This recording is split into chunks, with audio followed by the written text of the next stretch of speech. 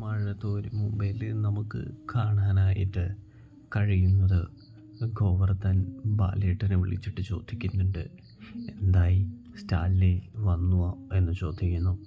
അവർ മുഖാമുഖം കണ്ടുവോ എന്ന് ചോദിക്കുന്നു. ഇതേ സമയമാണെങ്കിൽ അവരേതാണ്ട് മുഖാമുഖം കാണാറായി ഗോവർദ്ധ എന്ന് പറയുന്നു. അയാളതേ എൻ്റെ വീട്ടിലോട്ട് വന്നു കൊണ്ടിരിക്കുകയാണ്. അതുകൊണ്ട് തന്നെ പുറത്തു പോകാൻ ഇറങ്ങിയ അലീനയെ ഞാൻ തടഞ്ഞു വെച്ചിരിക്കുകയാണ്. അതായത് നാളെ ഞാനും കൂടി വരാമെന്ന് പറഞ്ഞുകൊണ്ട് തന്നെ പറഞ്ഞപ്പോൾ അലീനയ്ക്ക് ഒരുപാട് സന്തോഷമായിരിക്കുകയാണ്.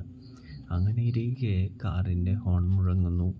ഗോവർദ്ധനോട് ഞാൻ കുറച്ച് കഴിയുമ്പോൾ വിളിക്കാമെന്ന് ബാലചന്ദ്രൻ പറയുകയാണ്. സമയം തന്നെ സ്റ്റാൻലി ജോസഫ് കടപ്പാട്ടൂർ വീട്ടിലേക്ക് കാലെടുത്ത് വയ്ക്കുകയും ചെയ്യുന്നൊരു കാഴ്ച കാണാൻ കഴിയുന്നുണ്ട് സാത്വിക്.